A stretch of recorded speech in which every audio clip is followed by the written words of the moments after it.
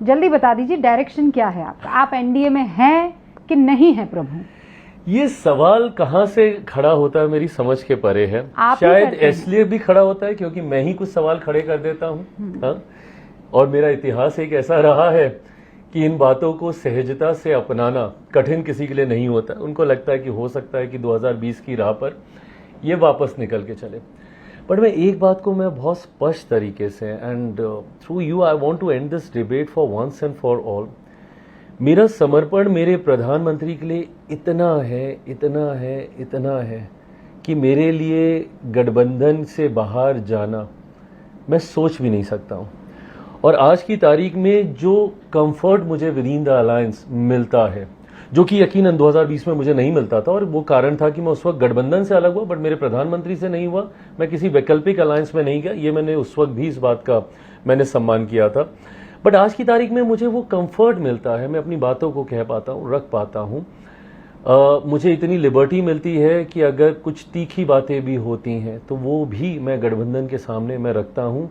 उन्हीं बातों को लेकर मुझे लगता है ये प्रश्न खड़ा होता है कि मैं किस दिशा में जा रहा हूँ। पर चिराग जी, आपने वो गठबंधन के सामने नहीं रखी ना, आपने मीडिया के सामने रखी कि मुझे शर्म आती है, कुछ ऐसा ही था क्योंकि वो बिहार, मैं इस गठबंधन का हिस्सा हूँ। नहीं, मैं समर्थन कर रहा हूँ, ये इसीलिए मैं नहीं कर पाता गठबंधन के भीतर, क्योंकि मैं बिहार में मैं गठबंधन का हिस्सा नहीं हूँ। मैं बिहार में गठबंधन का समर्थन कर रहा हूँ। मैं हो भी नहीं सकता क्योंकि मेरा कोई विधायक ही नहीं है वहां पे, तो मैं कैसे मैं गठबंधन का मैं हिस्सा हो जाऊं।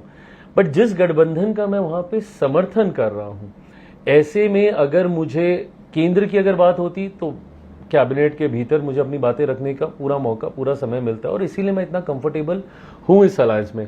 बट बिहार में वो व्यवस्था नहीं है। बट मेरी बातों को कई बार बगावत के तौर पर लिया जाता है। ये बगावत नहीं है, ये चिंताएं हैं जिसको मैं रखता हूं, और ये चिंता मैं अपनी सरकार, अपने मुख्यमंत्री के समक्ष नहीं रखूंगा तो किसके समक्ष रखूंगा? तो उनसे मिलकर क्यों नहीं कहते आप? वो आपको समय नहीं देते हैं? नहीं, मिलकर आप कह रहे हैं ऐसी कोई व्यवस्था नहीं है, मतलब आप लोग साथ में बैठ नहीं पाते हैं, एक दूसरे को आई टू आई क्या जिसे कहते हैं? रुबिका जी, मुलाकातें होती हैं, मतलब मुलाकातों के दौरान भी इन विषयों को रखा जाता है। बट जिस एक स्टेटमेंट का आप जिक्र कर रही हैं, वो एक उस दिन की परिस्थिति थी जिस दिन मैं पटना में था और मैं गया जी जा रहा था, और जो शर्मनाक घटना उस दिन गया जी में घटी थी, एम्बुलेंस के अंदर जिस तरीके से एक महिला के साथ दुष्कर्म किया गया, सामूहिक, कुछ बातें कभी कभी बर्दाश्त के परे होती हैं, और उसको उतना ही लाउडली एड्रेस करना भी जरूरी है ताकि हर वो व्यक्ति जो इसका जिम्मेदार है, गुनाहगार के अलावा जिनकी लापरवाही से ऐसी घटनाएं घटती हैं, जिसमें मैं मानता हूं कि प्रशासन की बहुत बड़ी जिम्मेदारी है, ये संदेश वहां तक भी पहुंचना जरूरी है। बंद कमरे में मुख्यमंत्री जी के समक्ष मैं जरूर बातें रखता हूं, और वो बातें एक्नॉलेज भी होती हैं, एड्रेस भी होती हैं, और मैं कहीं ना कहीं इस बात को मैं विश्वास से मानता हूं कि यही मुख्यमंत्री में वो क्षमता है कि बिहार की कानून व्यवस्था अगर बिगड़ती है तो उसको नियंत्रित कर पाते हैं। 2005 में जिस तरीके से जंगल राज के बाद इन्होंने बिहार को संभालने का काम किया, सुशासन बाबू का नाम बिहार की जनता ने ही इनको देने का काम किया। पर अब तो नहीं ऐसे में वो सवाल खड़े हो गए हैं ना, आप ही ने वो सवाल खड़े कर दिए हैं। क्राइम लगातार बढ़ रहा है, आपने नहीं, तेजस्वी, मतलब आपने भी फिर उस बात का समर्थन किया। आपको लगता है ये सुशासन अभी चल रहा है कि ये अब उस ट्रैक से निकल चुका है? बीच में जो आपराधिक घटनाएं जिस तरीके से उन्होंने गति पकड़ी थी, ये यकीनन हर किसी के लिए चिंता का विषय था, और इसमें मैं मुख्यमंत्री जी की भी चिंताओं को जोड़ूंगा। और यही कारण था कि एक के बाद एक जिस तरीके से उसके बाद कार्रवाई हुई, आज पुनः काफी हद तक चीजों को वापस नियंत्रित किया गया है। जो एक भयावह परिस्थिति कुछ हफ्ते पहले जिस तरीके से खड़ी हो गई थी, मतलब हर बीतते दिन के साथ, हर बीतते घंटे के साथ कुछ ना कुछ बिहार में जिस तरीके से हो रहा था, इसने सबकी चिंताओं को बढ़ाने का काम किया, इंक्लूडिंग सरकार। ऐसे में पुनः मुख्यमंत्री जी ने ये साबित करके दिखाया कि वो नियंत्रित करने की क्षमता है उनमें। अच्छा, ये बताइए कि ये बात सच है, खूब हेडलाइंस छपी थी, और आप अखबार रोज पढ़ते हैं मुझे मालूम है, और हेडलाइंस वो आपने भी देखी होगी जिसमें कहा कि एक सीनियर बीजेपी लीडर ने आपको तलब किया और आपको ये बताया कि एनडीए गठबंधन के लिए आपके इस तरीके के बयान हानिकारक हैं, तो आप जरा इससे बचिए। क्या आपको तलब किया गया था? क्या आपको ये संदेश दिया गया था? Enough is enough Chirag Paswan ji? Not at all, बिल्कुल भी नहीं। ये मैंने भी कहीं सूत्रों के गलियारों में ये खबर मेरे भी कान तक पहुंची। हाँ। बट मैं ऐसी खबरों को मैं एड्रेस एक्नॉलेज भी नहीं करता हूं जिनके मायने ही नहीं है।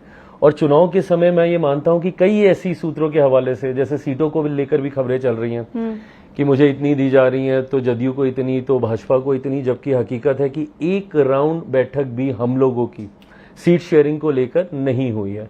सो मैं ये मानता हूं कि ऐसे समय में ऐसी खबरों को काफी बल मिलता है। बट जो आपका स्पेसिफिक क्वेश्चन था, that anybody called me out for this, no. किसी ने आपको फोन करके, किसी ने आपको ये नहीं कहा क्या चिराग बाबू ऐसा मत कीजिए? देखिए, मेरी एक अपनी पार्टी है, मेरा एक अपना दल है।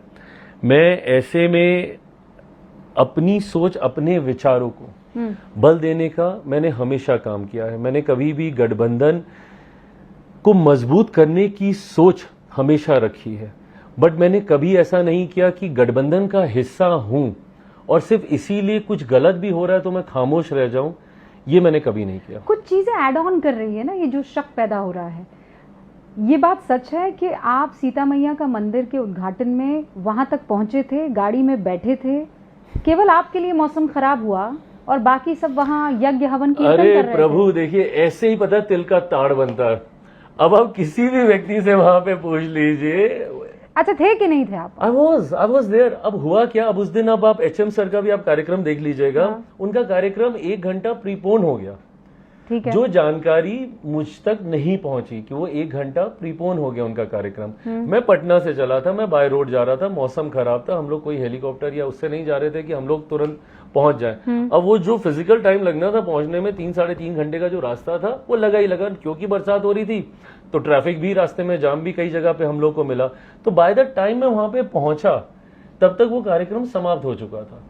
अब इसके मायने ये निकाले जाए कि मैं क्यों नहीं जाऊंगा भैया, मेरी माता सीता के मंदिर का वहां पे क्योंकि नीतीश बाबू वहां मौजूद थे। अरे आपने नीतीश बाबू की आलोचना की थी। नीतीश बाबू ने कहा या तो चिराग पासवान रहेंगे या मैं रहेंगे। मैं सिर्फ I am just imagining. My God, वही चर्चाएं होती है, यहाँ तक बातें जाती हैं। हाँ, बिल्कुल। मैं इसलिए मैं बोलता हूँ, एक्चुअली मेरा इतिहास ऐसा रहा है ना, तो बहुत सहजता से इन बातों को एडॉप्ट भी कर लिया जाता है कि हाँ शायद ऐसा ही हुआ होगा। मैं जिस सोच का व्यक्ति हूं Rubika ji, I rather be out of the alliance rather than being in an alliance, और मैं उस अलायंस को मैं नुकसान पहुंचाऊं। मेरे पास हमेशा ये विकल्प है कि मैं गठबंधन को छोड़कर मैं बाहर चला जाऊं, जो मैंने 2020 में किया। जब मुझे लगा कि मुझे कॉर्नर किया जा रहा है, मेरी बातों को नहीं सुना जा रहा, यही कारण था कि मैं 2020 में मैं गठबंधन से मैं बाहर निकला था। अगर मुझे कभी कुछ ऐसी असहज परिस्थिति महसूस होगी, मैं स्वयं गठबंधन से मैं बाहर हो जाऊंगा। बट गठबंधन में रहकर भीतरघात करूं, गठबंधन में रहकर गठबंधन को नुकसान पहुंचाने की सोच रखूं, कतई ये मेरे सिद्धांतों में नहीं है। तो आपको बीच रास्ते में कॉल नहीं आया कि कार्यक्रम खत्म नहीं हो गया? आया ना, ये इस बात की तो शिकायत मुझे थी, और वो शिकायत मैंने जहां तक पहुंचानी थी मैंने पहुंचा दी। मैंने बोला कि भाई आपके नेताओं को पता चला कि क्योंकि वो आपकी पार्टी के, बट मैं तो एज एन अलाय हूं ना, तो मुझे भी ये कम्युनिकेट कर देना चाहिए था कि कार्यक्रम प्रीपोन हो गया। बट वो कम्युनिकेशन यहाँ तक पहुंचा ही नहीं, और बस इतनी सी बात ने इतना बवाल मचा दिया है। नहीं तो आप उनके जहन में ही नहीं रहे, आपने ऐसा सोचा नहीं? अब कतई आप मुझे प्रोवोक ना करें ये सब कह के। हाँ तो देखिए ना। अरे HM सर का कार्यक्रम है, व्यस्तताएं होती हैं, बहुत सारी जानकारी मुझ तक पहुंच जानी चाहिए थी, ये कहीं चूक हुई है। बट ये ऐसी चूक नहीं है कि मैं इसको लेके इतना बड़ा हंगामा खड़ा कर दूं कि मैं आपके जहन में नहीं और अलाय को सम्मान नहीं करते, यहाँ तक की बात नहीं है। अच्छा, लेकिन अब ये बताइए कि आपने कहा, और आपके कई ऐसे बड़े सीनियर लीडर्स हैं जो ये बातें कह रहे हैं कि हम सभी सीटों पर लड़ेंगे, तो आप सभी सीटों पर लड़ेंगे? आप मुझे बताइए, एज एन अलाय मैं क्या करूं? मुझे जितनी सीटें दी जाएंगी मैं उसी पर ध्यान केंद्रित कर दूं। हाँ, मतलब सभी सीटों की तैयारी है, दैट्स व्हाट योर। हाँ नहीं, तैयारी का मतलब हर जगह पे मेरे संगठन का लाभ अगर मैं गठबंधन को नहीं दे पा रहा। पर ये दबाव वाली रणनीतिक क्यों करूंगा मैं दबाव? क्यों नहीं करेंगे? क्यों करूंगा भाई? एक लोकसभा में तो एक सांसद वाली पार्टी को उठा के 5 सीटें दे दी गई। ये गठबंधन राजनीति के इतिहास में आज तक कभी नहीं हुआ होगा। हाँ। 5 वाले को 3, 3 वाले को 2, 2 वाले को 1 जरूर कर दिया जाता है गठबंधन राजनीति में, बट एक सांसद वाली पार्टी को आप 5 सीटें आप उठा के दे दे, इससे ज्यादा सम्मान गठबंधन में और किसी को क्या मिलेगा? तो उसके बाद मैं ये दबाव की राजनीति में क्यों करूंगा? और वो भी अभी क्यों करूंगा जबकि चर्चा ही नहीं हो रही कोई सीट को लेकर। कहीं मुझे कोई नाराजगी हो कि अरे नहीं, मैं इतनी सीटों की उम्मीद रख रहा था, आप इतनी दे रहे हैं। जब तक ये चर्चा ही नहीं है तो मैं क्यों इस तरीके। बट मैं इतना मैं जरूर मानता हूँ रूबिका जी, एज एन अलाय मैं अपनी भूमिका को मैं बहुत गंभीरता से लेता हूँ। मैं ये मानता हूं, शायद ये मेरे बारे में कहा जा सकता है क्योंकि तंज के तौर पे कई बार ये आता है कि 2020 में अपने चुनाव अकेले लड़ा था तो क्या हो गया, एक ही सीट जीते, क्या है, कितने मजबूत है। अब ये कई बार ये मेरे ऊपर ये सवाल उठाए जाते हैं। मैं इस बात को विनम्रता से शायद मैं स्वीकार भी करता हूं कि चलिए आज शायद मैं उस हैसियत में नहीं हूं कि मैं अकेले चुनाव लड़कर मैं ज्यादा सीटें मैं निकाल पाऊं, बट मैं अपनी इस भूमिका को जरूर मानता हूं कि मैं दाल में नमक का काम मैं जरूर कर सकता हूं। हर वो सीट जो हमारी चुनाव में 15,000, 20,000, 25,000 के मार्जिन से फंस सकती है, वो पुश देने का काम मैं, मेरी पार्टी, मेरा संगठन कर सकता है। कितनी सीटों पर आप चुनाव लड़ना चाहते हैं? इतना सहज ये सवाल है।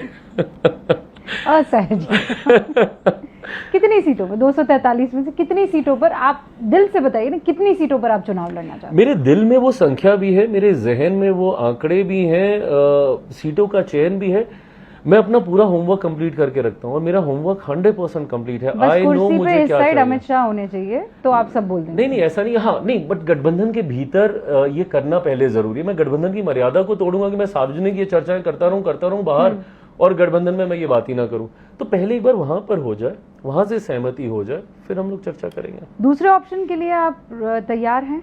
आप एक यंग पॉलिटिशियन हैं, आप बिहार को लेकर बहुत ज़्यादा मैं सोच समझ कर इस शब्द का इस्तेमाल कर रही हूँ, बहुत भावुक है, इमोशनल हैं, और इसीलिए जब किसी भी युवा नेता का जिक्र आता है तो आपका वो सहज भाव साफ दिखाई देता है। पीके को लेकर आपकी मोहब्बत, अरे भाई पूछिए मत, ये मोहब्बत क्या है? इट्स एम्बिशियस, पॉलिटिकली एम्बिशियस, या आपका भाव ही ऐसा है, या फिर आप कुछ फ्यूचर देख रहे हैं कि नहीं, मैं, पीके, तेजस्वी, हम सारे यंगस्टर्स, वो मुकेश साहनी, सब यंगस्टर्स हैं, आप मिल के सारे सीनियर्स को एक तरफ कर सकते हैं, ऐसा कुछ है? मैं हमेशा से रूबिका जी सकारात्मक राजनीति का पक्षधर रहा हूं।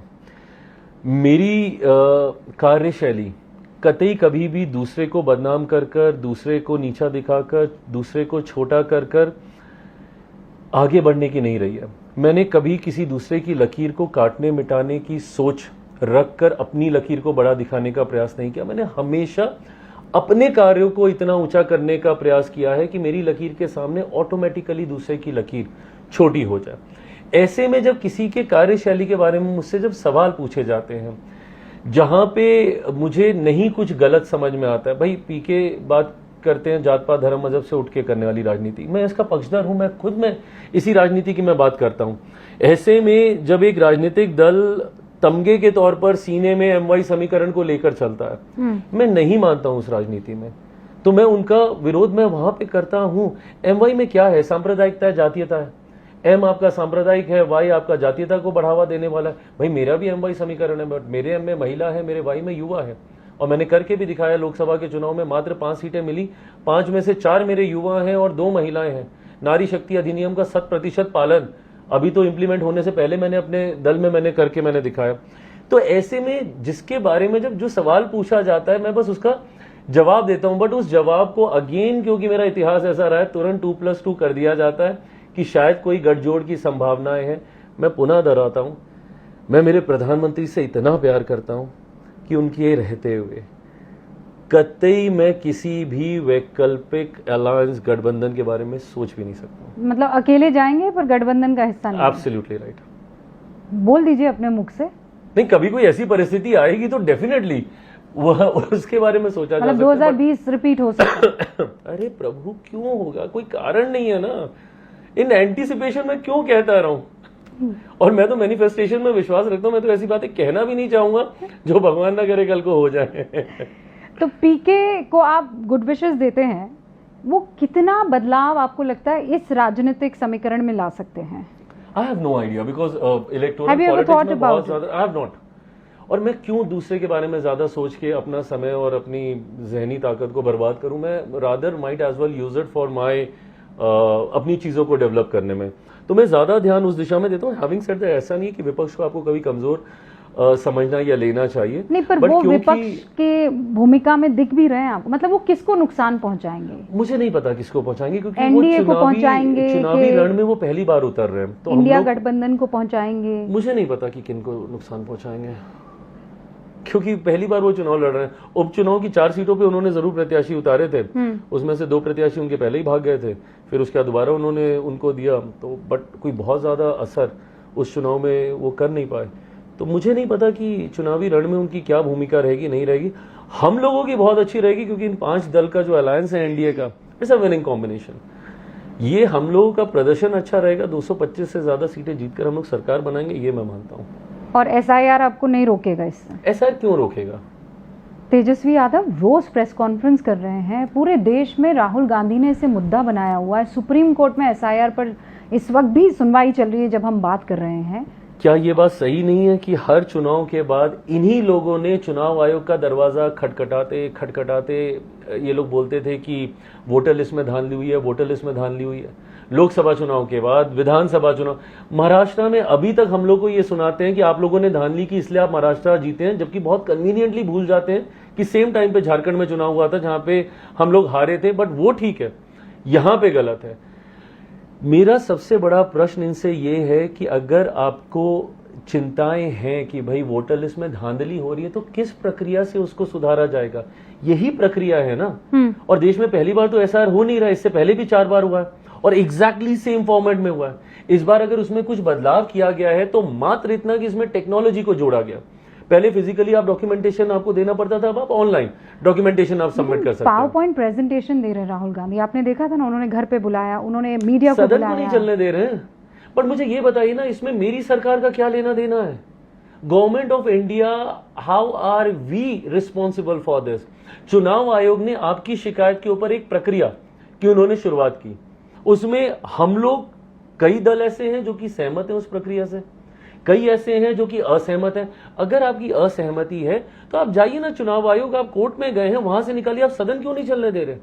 गवर्नमेंट ऑफ इंडिया का इससे क्या लेना देना? वो कह रहे हैं गवर्नमेंट ऑफ इंडिया मतलब के बीजेपी हैंड इन ग्लव्स काम कर रही है, या चुनाव आयोग उनके साथ काम कर रहा है। सीधे तौर पर कह रहे हैं ये मोदी चुनाव आयोग है, तो नमो आप चुनाव सारी आयोग। संवैधानिक संस्थाओं को फिर आप चले जाइए कोर्ट में और बोलिए कि भाई इनको बर्खास्त किया जाए, सबको हटा दिया जाए। फिर आपको किसी पे विश्वास ही नहीं रखना है तो आप फिर जाते क्यों शिकायत लेके उनके पास? आप क्यों गए थे महाराष्ट्र के? अब हर चुनाव के बाद आप शिकायत लेके भी जाएंगे। आपकी शिकायत पे सुनवाई करते हुए जब वो उसका समाधान निकालने के लिए किसी प्रक्रिया का इस्तेमाल करेंगे, उस पे भी आपको एतराज दर्ज कराना है। सदन आप चलने नहीं दे रहे, कोर्ट पे आप विश्वास नहीं रख रहे हैं, चुनाव आयोग पे आपको भरोसा नहीं है। आप तो बिहार देखिए, अभी भी चुनाव, ये अभी भी इंटरव्यू के फौरन बाद आप बिहार का रुख करेंगे, डायरेक्ट यू गोइंग देयर। चुनाव को लेकर एसआईआर मुद्दा है बिहार में कि नहीं है? बिल्कुल मुद्दा नहीं है। और मैं तो बिहारियों के बीच रहने वाला व्यक्ति हूं, मैं निरंतरता में जनता के बीच रहता हूं, मेरे कार्यक्रमों के माध्यम से, मेरी यात्राओं के माध्यम से। तो क्या कह रही है बिहार की जनता? किसी को कोई शिकायत नहीं है रूबिका जी। इनके पास अगर आपके बीएलएस काम नहीं कर रहे हैं तो ये आपके संगठन, आपके दल की कमजोरी है। मेरे बीएलए जमीन पर हैं, मेरे बीएलए सुनिश्चित कर रहे हैं कि हर वो व्यक्ति जो मेरे प्रदेश, मेरे देश का नागरिक है, उसके साथ कतई कोई अन्याय ना हो। मेरा हर एक बीएलए जमीन पर है। आपको बीएलए उस पे नहीं भरोसा ना, तो आपके राजनीतिक दल के बूथ लेवल एजेंट तो होते हैं, उनपे तो भरोसा रखिए, उनको बोलिए कि भैया सुनिश्चित कराएं। आप लोग हंगामा कर रहे हैं, पर एक आपत्ति अभी तक ऑफिशियली इन्होंने दर्ज नहीं कराई है चुनाव आयोग।